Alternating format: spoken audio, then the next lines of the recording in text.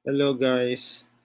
So, mabilis lang 'to kasi sabi ng asawa ko, napanood niya na may sa TikTok ata na nakalagay dun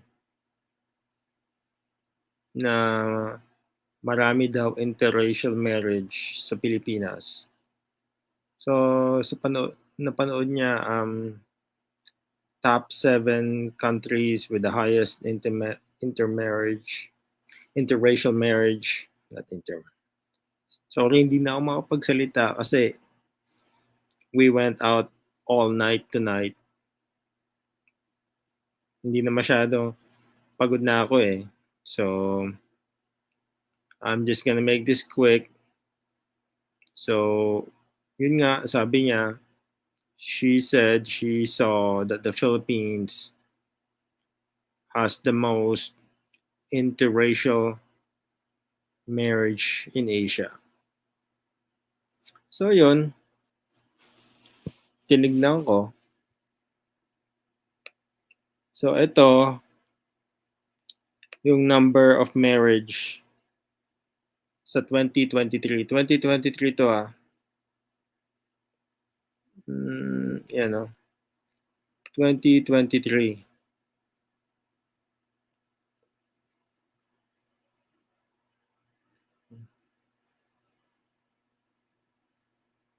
Oops.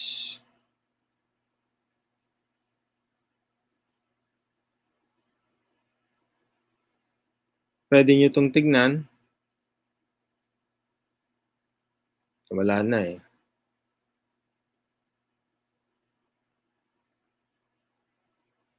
Okay. So this is the number of registered marriages.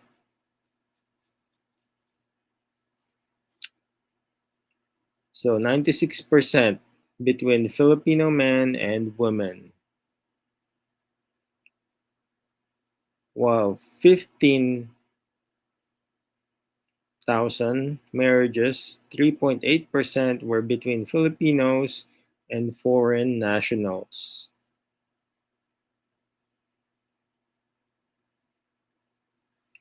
And among intermarriages with foreign nationals, a total of 14K Filipino women married non-Filipino men.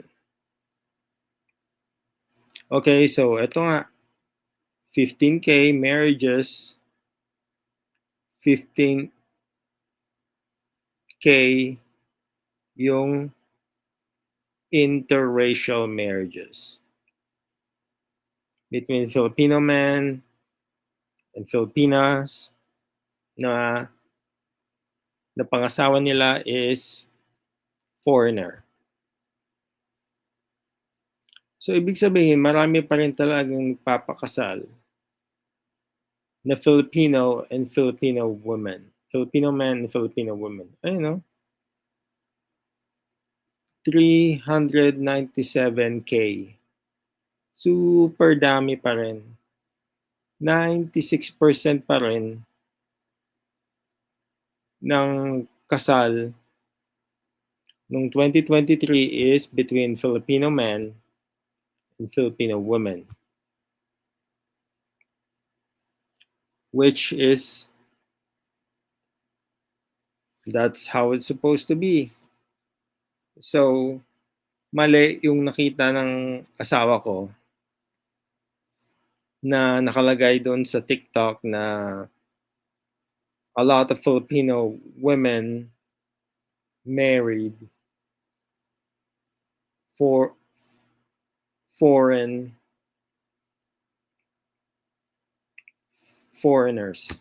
basically.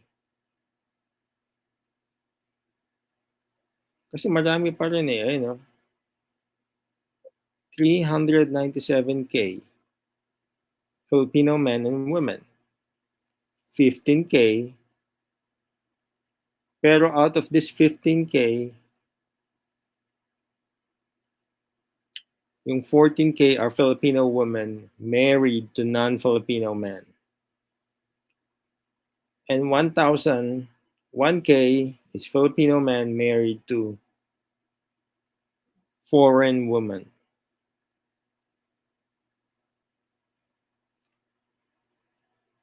So kung kukumpara mo, mas mataas pa rin talaga ang marriage between Filipino men and women. Kung kukumpara mo sa Filipino, sa foreign, so sa Filipino and foreigner, it's intermarriages between Filipino and other nationality.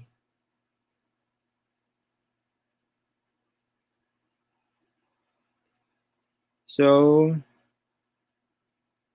yun lang naman kasi marami kayong makikita na babae na they wanna marry only American, which is dito nga nakalagay nga, a lot of them are American. You know, Filipino women, the most number of intermarriages involving Filipino women were American men. Nasa 30% sila.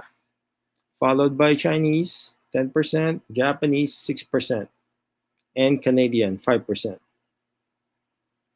and British. Okay?